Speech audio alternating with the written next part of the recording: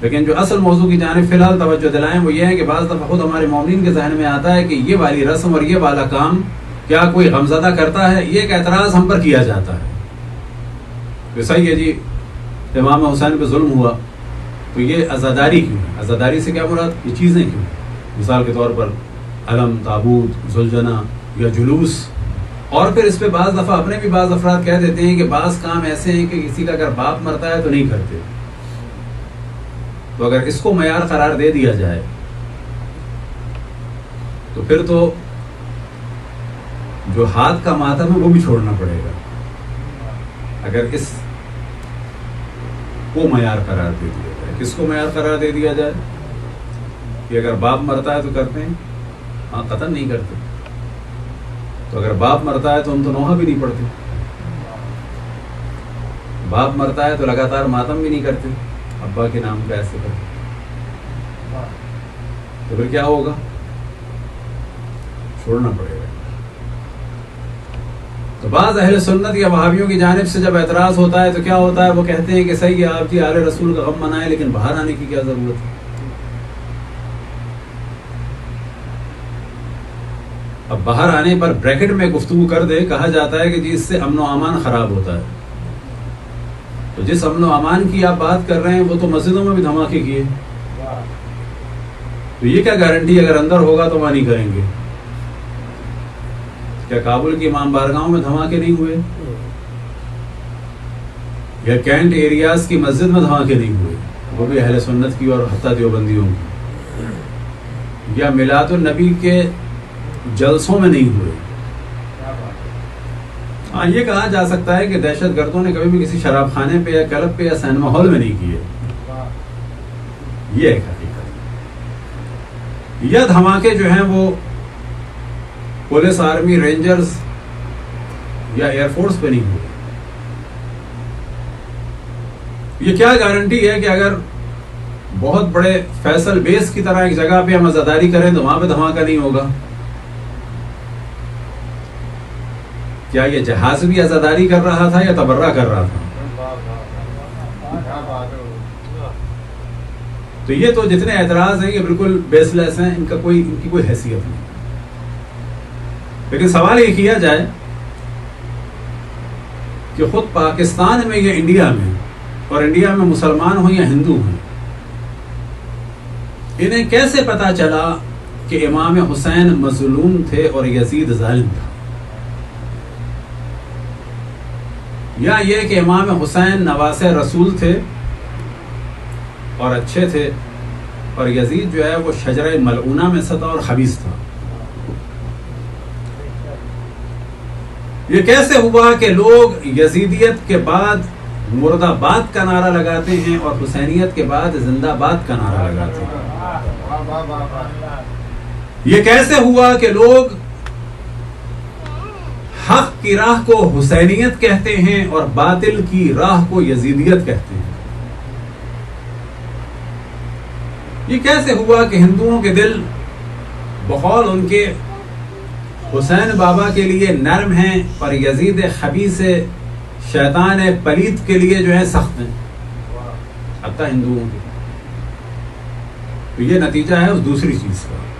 دوسری چیز کیا ہے کہ عزاداری میں ایک چیز ہے فطری طور پہ حزن و ملال، اور ایک چیز ہے غم امام حسین کو پروموٹ کرنا.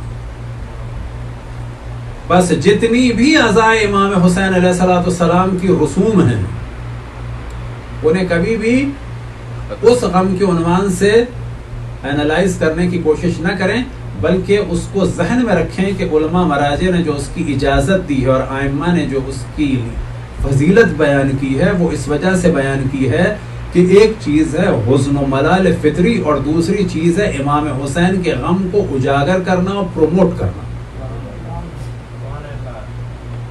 اور اس پروموٹ کرنے کے درمیان جو اصل ہدف ہے وہ یہ ہے کہ لوگوں کو آشنا کرانا کہ رسول اور آل رسول کے ساتھ کیا ہو.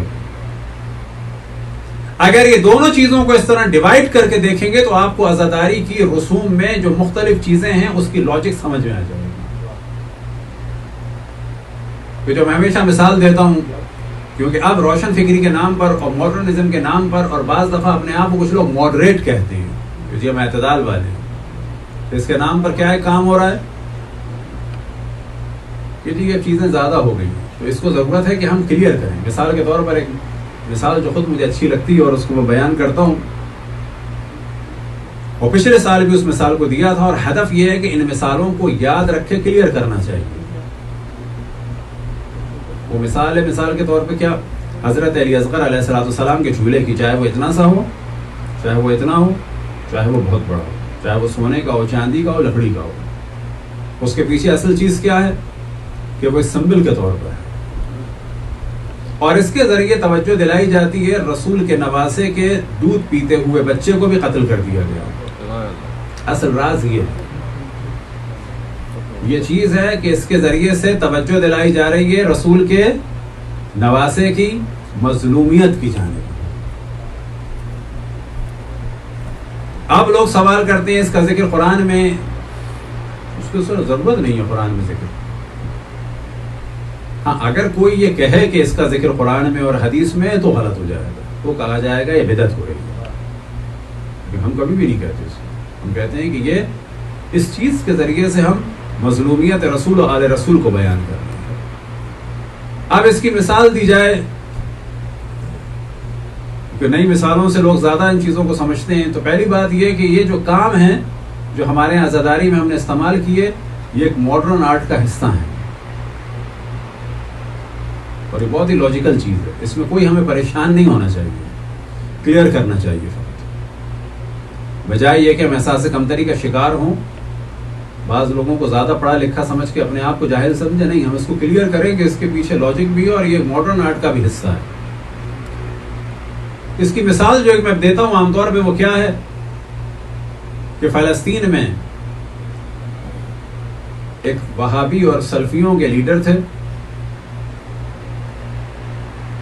وہ کہ پہلے بڑے شیعوں کے مخالف تھے، بعد میں وہ نرم بھی ہو گئے تھے، حتیٰ قم بھی آئے تھے اور ہم ان سے ملے بھی تھے. شیخ احمد یاسین، اور وہ ویل چیئر پہ ہوتے تھے، اپاہج تھے.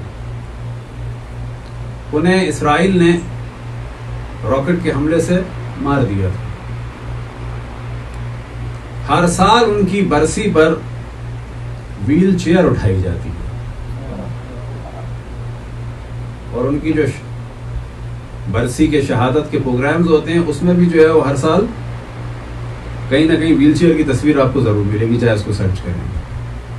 اب کہا جائے گا یہ ویل چیئر قرآن میں ہے، جھولا تو نہیں ہے.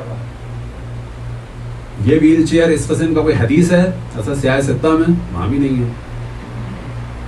یہ تینوں خلفاء ایسی کوئی ویل چیئر اٹھاتے تھے؟ سب وہ بھی نہیں کرتے تھے. یہ جو فقہاء ہیں ان کا کسی کا فتویٰ ہے حنفی شافعی مالکی حنبل کا کہ مستحب ہے ویل چیئر کا اٹھانا کسی کی موت میں؟ وہ بھی نہیں ہے. تو کہا جائے گا کہ ایک آدمی کہ جو چل بھی نہیں سکتا تھا اس کو ظالموں نے مار دیا، اس کی مظلومیت کو اجاگر کرنے کے لیے ویل چیئر.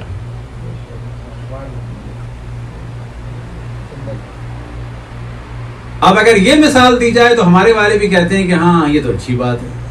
یہ نتیجہ کس چیز کا ہے کہ بعض دفعہ انسان احساس کمتری کا شکار ہو جاتا ہے اعتراض کرنے والوں کی کثرت سے، اور اعتراض کرنے والوں کی کثرت سے احساس کمتری کا شکار ہونے کے بجائے ضرورت اس امر کی ہوتی ہے کہ لاجیکلی ان کو جواب دیا جائے.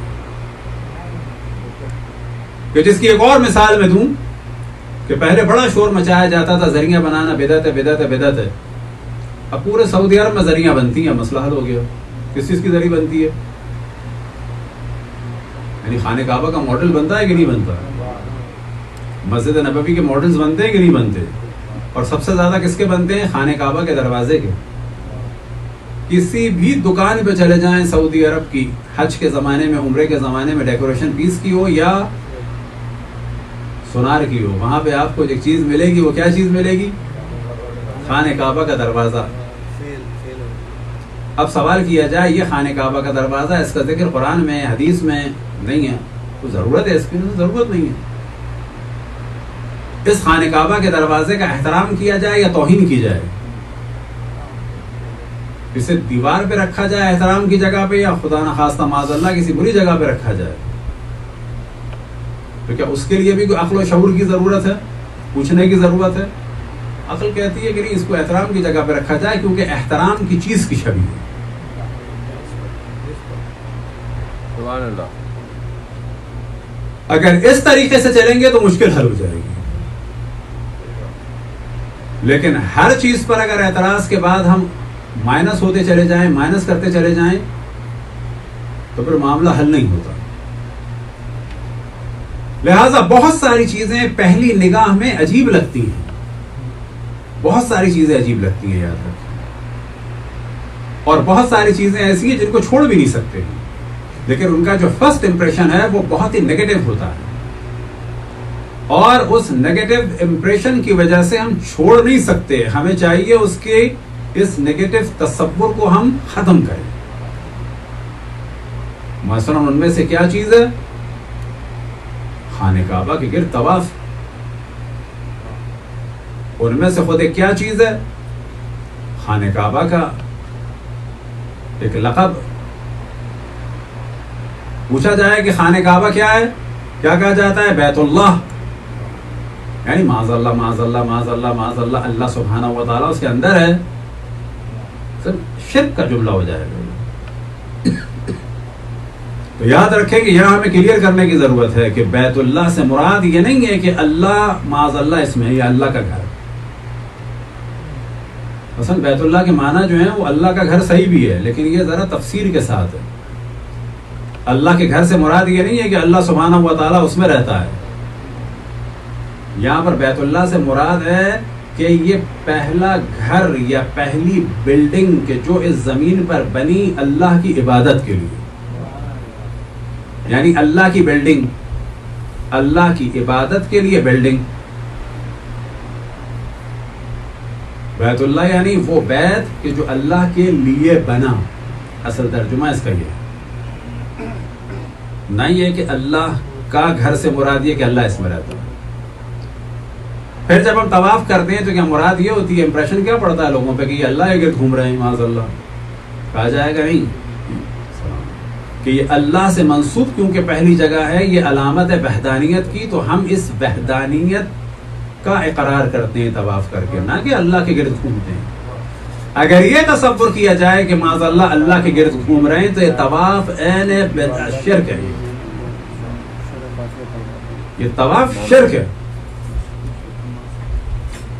یہ نام جو ہے بیت اللہ یہ شرک ہو جائے گا اگر اس کا یہ ترجمہ کریں کہ معاذ اللہ گھر کے اندر ہے۔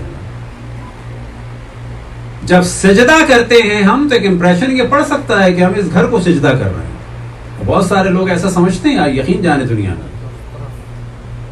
دنیا میں بعض لوگ اس طرح سے بت پرستوں کو بت پرست سمجھتے ہیں، بعض لوگ مسلمانوں کے بارے میں تصور کرتے ہیں کہ مسلمان جو ہیں وہ اس کی ورشپ کرتے ہیں۔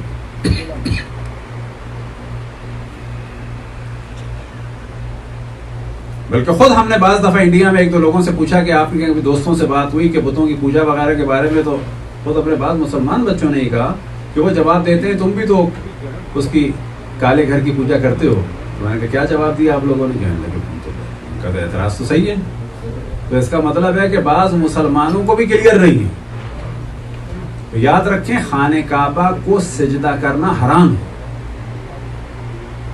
ہم خانہ کعبہ کی طرف اللہ کو سجدہ کرتے ہیں، خانہ کعبہ کی طرف اللہ کو سجدہ کرتے ہیں۔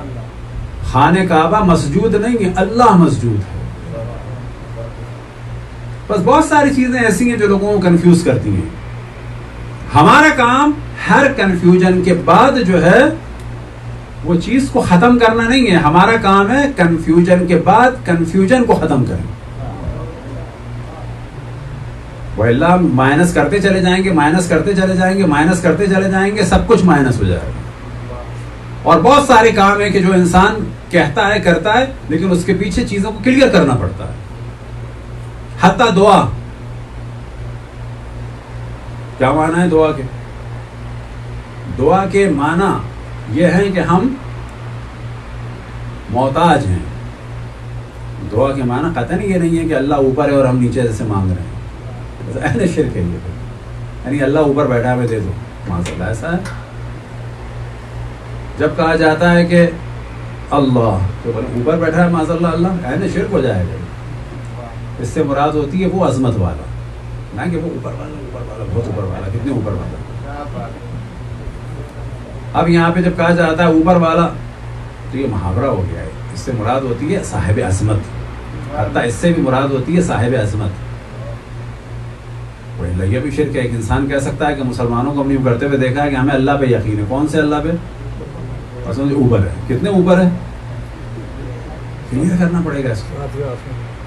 مسلمان جو ہے سمجھتے ہیں اللہ اوپر ہے، معاذ اللہ جائے گا نا. یہ علامت اس کی نہیں ہے کہ اللہ اوپر ہے، یہ علامت اس کی ہے کہ ہم محتاج ہیں. تو یاد رکھے ہزاروں چیزیں ایسی ہیں کہ اس میں کلیریفیکیشن کی ضرورت ہوتی ہے، ان کو چھوڑا نہیں جاتا، انہیں کلیئر کیا جاتا ہے. اب اگر خود اپنوں میں کنفیوژن ہونے لگے تو اس کے بھی معنی یہ ہے کہ یہ ماڈرن نہیں ہو رہی ہے. اس کا مطلب ہے یہ پیچھے جا رہے ہیں. صلوات پڑھیں بر محمد والا.